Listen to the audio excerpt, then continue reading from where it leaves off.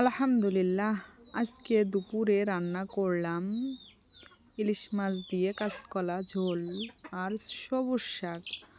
তো আমার বৌমা আমার হাতের ইলিশ কলা ঝোল অনেক পছন্দ করে, সেজন্য বৌমাকে দিতে আসলাম ইলিশ কলা ঝোল। আমি যখন কোথাও যাই, আসতে লেট হয়, সেদিন আর বৌমা আমাকে রান্না করে খেতেই দেয় না, এভাবে আমাকেও সে রান্না করে দিয়ে যায়। আপনারাও এভাবে বৌমা শাশুড়ি মিলেমিশে থাকবেন, তাহলে অনেক ভালো লাগবে। আমার বৌমাটা অনেক ভালো মনের একজন মানুষ। ইলিশ কলা সেই স্বাদ।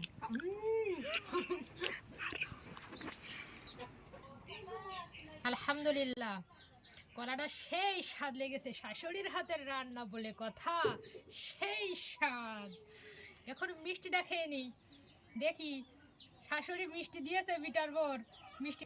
আলহামদুলিল্লাহ, আমার বিটার বউটা অনেক ভালো মনের একজন মানুষ। আরাফাত রহমানের বড় ভাবি, আমি যখন বাসায় না থাকি তার সমস্ত দায়িত্ব পালন করে আমাদের এই বৌমা।